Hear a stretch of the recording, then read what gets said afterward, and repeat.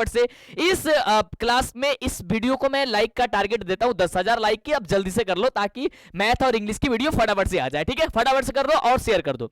तो पहला नंबर प्रश्न कह रहा है कि नाजीवाद के जनक कौन थे। तो यहां पे आपके 4 ऑप्शन है, इसी प्रकार से आपके एग्जाम में होंगे। तो इसका राइट जवाब हो जाएगा ऑप्शन नंबर बी कि एडोल्फ हिटलर थे, यानी ऑप्शन बी जो होगा बिल्कुल सही जवाब हो जाएगा। अगला क्वेश्चन कह रहा है कि नाजीवाद किस सिद्धांत का विरोधी था। तो नाजीवाद जो था वह समाजवाद का विरोधी था, यानी कि ऑप्शन क्या हो जाएगा सर, सी नंबर हो जाएगा। अगला क्वेश्चन कह रहा है कि झारखंड को राज्य का दर्जा कब मिला था। तो झारखंड को रोज राज्य का दर्जा जो है वो ध्यान दीजिएगा वो मिला था आपका 2000 ईस्वी को, किसमें, लेकिन 15 नवंबर को, 15 नवंबर 2000 ईस्वी को मिला हुआ था। इसलिए ऑप्शन साथियों आपका बी नंबर सही जवाब होगा। एक बार लाइक करके शेयर करें फटाफट से, जल्दी से इसे देख लीजिए। अगला क्वेश्चन है कि सिंधु कान्हू किस आंदोलन से जुड़े हुए थे। सिंधु कान्हू जो थे वो याद करके रखना कि संथाल विद्रोह से जुड़े हुए थे, यानी कि ऑप्शन आपका बी नंबर बिल्कुल ही राइट जवाब हो जाएंगी। आगे बढ़ते हैं और जैसा कि आप सभी को पता है कि अब आप एक नए मेहमान होने वाले हैं 2025 के बोर्ड एग्जाम का, यानी कि 2025 में आपकी एग्जाम होगी 10वीं का, उसमें आपको बेहतर करना, सब कुछ हमारे चैनल से होने वाली है। तो जल्दी से चैनल को सब्सक्राइब करो। और अभी आपके लिए मैंने पूरे 1 करोड़ की स्कॉलरशिप लेकर के आ चुकी है, तो इसके बारे में पता नहीं है तो जल्दी से इस चैनल से उस वीडियो को देख लो, क्लास को देख लो और विद्याकुल एप्लीकेशन का डाउनलोड कर लो फटाफट से। वहां पे देखो कि मेरी फोटो होगी और वहां पे 1 करोड़ की पूरी स्कॉलरशिप होगी। अपने माँ बाप का जो सपना है एरोप्लेन में घुमाने का, वो सपना पूरा हो जाएगा साथियों। मैं आपको दे रहा हूं मौका, अगर आप टॉपर बनते हो, 14 जनवरी के दिन एग्जाम होने वाली है, अगर टॉपर बनते हो तो सारी चीज आपको होने वाली है और आपको स्मार्टफोन भी दिया जाने वाला नहीं कि पूरे 1 करोड़ की स्कॉलरशिप है। जल्दी से ज्वाइन होइएगा, नीचे डिस्क्रिप्शन में लिंक भी डलवा देंगे या यहाँ पे आप सर्च कर लीजिएगा, इस चैनल पे मिल जाएंगी। अगला है कि भूमिज विद्रोह कब हुआ था साथियों। भूमिज विद्रोह, तो भूमिज विद्रोह आपको बताना है फटाफट से। इसका सही जवाब हो जाएगा कि 1832 ईस्वी हो जाएंगी।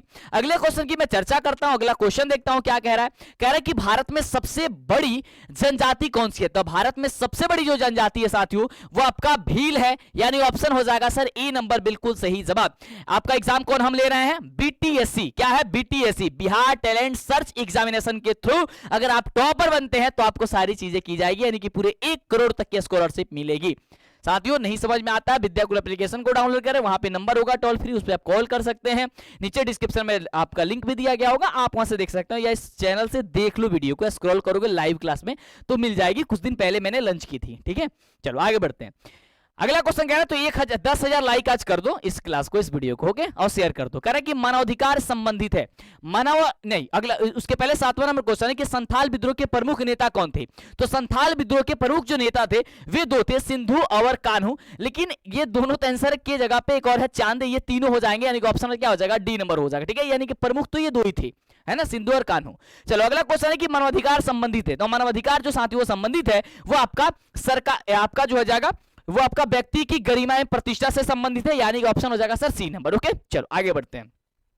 अगला क्वेश्चन कह रहा है आपके स्क्रीन पे कि मानवाधिकार दिवस कब मनाया जाता है। हाँ साथियों जल्दी बताना, मानवाधिकार कब दिवस कब मनाया जाता है। तो 10 दिसंबर के दिन मनाया जाता है, ऑप्शन आपका सी हो जाएगा। अगला क्वेश्चन है कितने वर्ष तक के बच्चों को निःशुल्क एवं अनिवार्य शिक्षा का प्रावधान है, कितने तक है। तो 6 से लेकर के लगभग 14 वर्ष की जो उम्र के बच्चे होते हैं उन्हें निःशुल्क शिक्षा का अनिवार्य जो है, यानी कि उनको देना सरकार की व्यवस्थाएं हैं। अगला है कि सूचना का अधिकार अधिनियम कब लागू हुआ था। तो सूचना के अधिकार अधिनियम जो लागू हुआ था वो साथियों लागू हुआ था आपका 2005 में, यानी ऑप्शन हो जाएगा सर डी नंबर आपका बिल्कुल ही सही जवाब। अगले क्वेश्चन की चर्चा करते हैं और अगला क्वेश्चन कह रहा है आपके स्क्रीन पे है, कह रहा है कि बिल ऑफ राइट्स किस देश से संबंधित है। बिल ऑफ राइट्स जो है वह किस देश से संबंधित है। तो इसका राइट जवाब हो जाएगा कि यह ब्रिटेन से संबंधित है, यानी ऑप्शन हो जाएगा ये। अगला क्वेश्चन कि भारत में मतदान करने को न्यूनतम उम्र क्या है। भारत में मतदान यानी कि वोट देने की न्यूनतम आयु जो है सबको पता है कि 18 वर्ष रखी गई है और यह क्वेश्चन हर वर्ष पूछा जाता है और 10वीं के एग्जाम में भी यह क्वेश्चन आता है ना, तो इसे याद करके रखना, आप समझ के रखना। अगला क्वेश्चन कह रहा है कि किस अधिकार को मूल अधिकार की श्रेणी से हटा दिया गया है।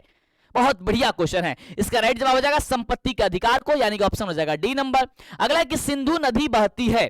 तो देखो सिंधु नदी कहां बहती है, तो यह दक्षिण से बहती है, लेकिन क्या हो जाएगा, दक्षिण से मतलब उत्तर से दक्षिण की ओर, क्या हो जाएगा, ऑप्शन हो जाएगा सर बी नंबर आपका बिल्कुल सही जवाब। अगले क्वेश्चन की मैं बात करता हूं। अगला क्वेश्चन कह रहा है कि पाकिस्तान की सीमा पर स्थित कौन कौन से देश हैं। तो पाकिस्तान की सीमा पर स्थित हमारा भारत है, उसके बाद से अफगानिस्तान है, ईरान है, ये सारे भारत के पाकिस्तान के सीमा पे जो है वह स्थित है, यानी कि ऑप्शन है क्या, चीज में से सभी। मापक कितने प्रकार के होते हैं, जो मापक होता है ना मापक, वो 3 प्रकार के होते हैं, ऑप्शन हो जाएगा बी नंबर। अगला क्वेश्चन है मापनी में अंश व्यक्त करता है, जो मापनी होता है उसमें अंश क्या व्यक्त करता है, तो वो व्यक्त करता है मानचित्र की दूरी को, किसको, मानचित्र की दूरी को, यानी ऑप्शन बी हो जाएगा। आगे बढ़ते हैं। सर एक बार लाइक जरूर करना, और इसका सब्जेक्टिव के लिए, हाँ मैंने तो बताया नहीं यार, सब्जेक्टिव भी मैं आपको बता देता हूं कहां पे मिलने वाली है, ध्यानपूर्वक समझिएगा, कोई दिक्कत और परेशानी होने वाली नहीं है। अब क्या रहा है कि मापनी में अगर हर जो है, अगर अंश जो है वो मानचित्र को दर्शाता है, तो मापनी का जो हर है वो क्या दर्शाता है, अंश जो है वो मानचित्र की दूरी को दर्शाता है, तो हर पूछ रहा है, फिर हर भी पूछ रहा है, यानी कि सोशल साइंस के एग्जाम में मैं देखूं तो लगातार एक ही चैप्टर से 3-4 क्वेश्चन को उठाया गया है, ठीक है, देख सकते हैं आप लोग। चलो, तो इसका राइट जवाब क्या हो जाएगा, वैसे इसका जवाब हो जाएगा ऑप्शन नंबर 1, धरातल की दूरी होनी चाहिए।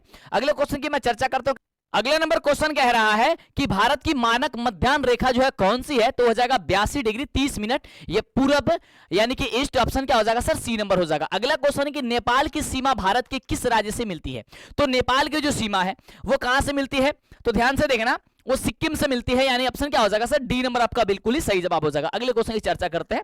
अगला क्वेश्चन देखो, कह रहा है बहुत बढ़िया क्वेश्चन है, और क्वेश्चन कह रहा है कि आपदा संबंधी चेतावनी देता है। भाई साहब आपदा संबंधी जो चेतावनी है वो साथियों कौन देता है, कृत्रिम उपग्रह, यानी ऑप्शन हो जाएगा sir B number.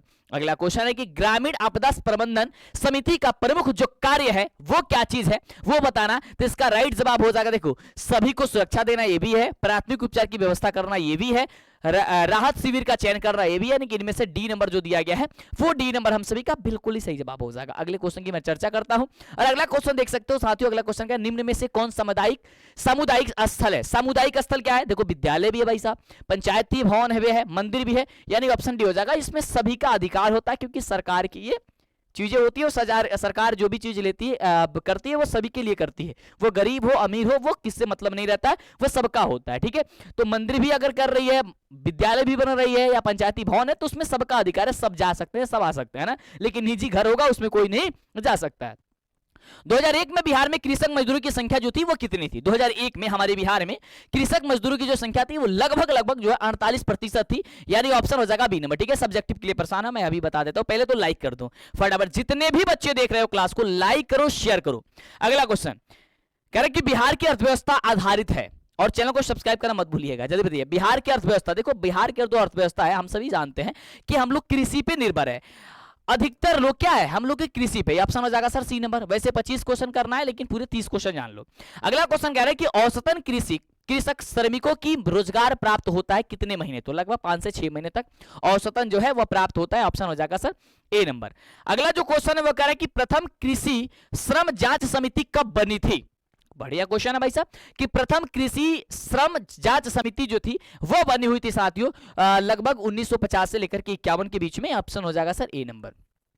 29 number second last question है, दरिद्र कृषि दरिद्र राजा दरिद्र देश, यह बात किसने कह दिया था, है ना, क्या क्वेश्चन है, दरिद्र कृषि दरिद्र राजा दरिद्र देश किसने कह दिया था, तो ये ऑप्शन हो जाएगा कि विक्स ने कह दिया था, ऑप्शन हो जाएगा सर ए नंबर बिल्कुल ही सही जवाब, है ना। अगला क्वेश्चन लास्ट नंबर के, बिहार में कृषक मजदूरों की प्रमुख समस्याएं जो थी वो क्या थी, तो इसका राइट जवाब हो जाएगा कि सर कम मजदूरी, सहायक उद्योग धंधों का अभाव, और काम के अधिक घंटे, और इनमें से सभी, तो इनमें से सभी आपका जो होगा राइट जवाब हो जाएगा। इस तरीके से आपका ये समाप्त होता है ऑब्जेक्टिव। एक बार लाइक करके शेयर कर देंगे, और ये रहा आपका सब्जेक्टिव क्वेश्चन। साथियों सब्जेक्टिव क्वेश्चन क्या है वो ध्यान दीजिएगा। क्वेश्चन कह रहा है कि लघुत्तरीय क्वेश्चन है जिसमें से 10 क्वेश्चन दिया गया है, कि 5 प्रश्नों का आप लोग उत्तर दे देना है, किसी भी 5 प्रश्नों का उत्तर दे सकते, जैसे संताल विद्रोह क्या है, इसके कारण स्वरूप की चर्चा कर दीजिए, या ताना भगत आंदोलन जो है वो क्या चीज है, भारत एक धर्मनिरपेक्ष राज्य है कैसे, कि 4 मौलिक कर्तव्यों को लिखे, कृषक मजदूर से आप क्या समझते हैं, बधुआ मजदूर किसे कहा जाता है, इनमें से किसी 5 क्वेश्चन को ही सॉल्व करना है। तो इसका आंसर देख लीजिए फटाफट से, कहां मिलने वाली है, वहां पे जल्दी से आप जाओ और फटाफट से कर लो, मेरी वेबसाइट पे अभी आपको दिखाते हैं समझाते हैं, तो देख लो फटाफट से, लाइक शेयर कर दो। ओके साथियों। प्यारे बच्चों, इसके सब्जेक्टिव के आंसर प्राप्त करने के लिए आपको गूगल क्रोम ब्राउजर में आकर के सर्च करना है DLS एजुकेशन, जो चैनल का नाम है। जैसे सर्च करिएगा आपके सामने आ जाएगा DLS एजुकेशन, इस पे आप क्लिक करिएगा। ध्यान से समझ लीजिए, पहले जैसे ही क्लिक करिएगा इस तरीके से ओपन हो जाएगा मेरे वेबसाइट। आपको थोड़ा सा नीचे जाना है। जैसे आप जाइएगा तो यहाँ पे आप ध्यान से देखिएगा तो यहाँ पे लिखा गया सोशल साइंस दिसंबर मंथली एग्जाम आंसर की, क्लिक हियर। तो क्लिक हियर पे आपको फटाफट से क्लिक कर देना है। जैसे ही क्लिक करिएगा तो आपके सामने इस तरीके से ओपन होगा। इसको आप चाहें तो पढ़ सकते हैं, बढ़िया तरीके से पढ़ भी लीजिएगा। पढ़ने के बाद आपको थोड़ा सा बस नीचे जाइएगा तो देख सकते हैं यहाँ पे आंसर जो है ऑब्जेक्टिव की अपडेट कर देगी। और नीचे आएंगे तो यहाँ पे आपको पीडीएफ ग्रुप में सब्जेक्टिव मिलेगी। थोड़ा सा वेट करेंगे तो यहाँ पे पीडीएफ डाउनलोड हो जाएगी, है ना। ये पीडीएफ की फॉर्मेट है। मेरी इंटरनेट उतनी अच्छी नहीं चल रही है इसलिए यहाँ पे शो नहीं कर रहा है। कुछ नहीं साथियों, यहाँ पे आपका शो कर देगा, सब्जेक्टिव भी लगा दिया गया है। या थोड़ा सा आप लोग भी रिफ्रेश कर लीजिए अगर आप में अगर नहीं शो कर रहा है तो, है ना। या देखो वेबसाइट पे काफी सारे बच्चे आ जाते हैं जिसके कारण तो ये भी प्रॉब्लम हो जाती है। कोई नहीं साथियों, तो थोड़ा सा वेट करोगे, मैं यहाँ पे लगवा देता हूँ, ठीक है। यानी कि आ जाएगी, अपने आप आ जाएगी, मैंने अपलोड कर दी है। ओके साथियों, आकर चेक करते रहे, देखते रहे।